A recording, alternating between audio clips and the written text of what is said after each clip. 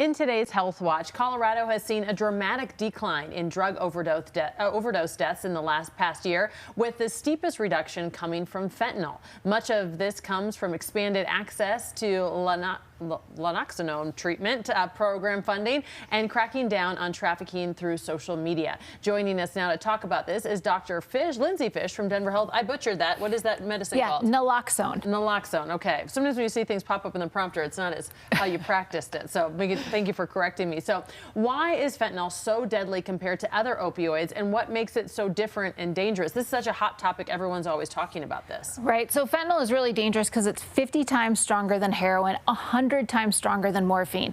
So really just a couple little grains of salt size of fentanyl is enough to kill you. And that's what makes it so frightening. And it's extremely quick onset. So if you get too high of a dose, it can kill you very quickly before we have time to intervene. It's so scary. It really is. It is so scary to me. Well, one of the most alarming trends is how fentanyl is showing up in counterfeit pills and other common drugs that people have in their homes. And how can they protect themselves and their families from some of these hidden dangers? So as you mentioned, what's ending up happening that's making fentanyl so dangerous is it's not just people who are using fentanyl that are overdosing. It's people who are accidentally getting fentanyl.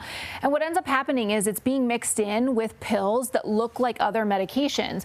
And so people buy it online or from different pharmacies or social media sites thinking they're actually getting a medication, but they're not. So we're really recommending, first and foremost, get your medications from a licensed pharmacy. So you're not buying it from somewhere else or taking it from a friend or something like that.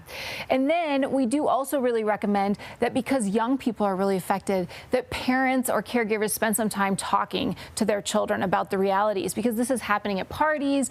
This is, friends are peer pressuring each other to do these things, and then we're having really poor outcomes. So one is really being safe. Two, get your medications from a pharmacy. And then three, store your medications at home safely. Get rid of your extra pills so there isn't any confusion about what you should or shouldn't be taking. Interesting. I was always kind of wondering, where are some people getting this? But I didn't think of online kind of sketchy pharmacies with a better deal. So that would be why. A better deal. And many of the medications it's mixed with are controlled substances. So those are ones that are a little bit more difficult to get, because we know there's risk factors for addiction or some of them. So medications like Percocet, that's an opioid, or Xanax, that a benzodiazepine that people can get addicted to.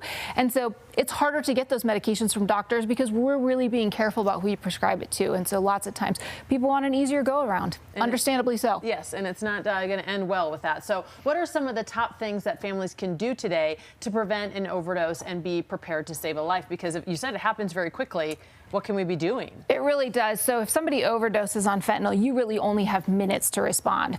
So the first thing is, if you are around people who have medications, who are using medications, we really recommend that everybody gets naloxone. The brand name is Narcan. It's now available at pharmacies without a prescription. It's administered as a nasal spray. It can reverse any opioid immediately and save a life. Second thing is, fentanyl test strips are available through many public health campaigns. And so that allows you to test substances to ensure they don't have fentanyl before you use them. And then third of all is just, if somebody is experiencing an overdose, and the things we look for are decreased breathing, pale or blue lips, and then basically becoming unconscious, call 911 as soon as possible. Don't wait. There's very limited time. Awesome. Dr. Fish, thank you so much for shedding a little bit more light on this subject. So we appreciate that. And now, for the 18th time in a row, one school is celebrating its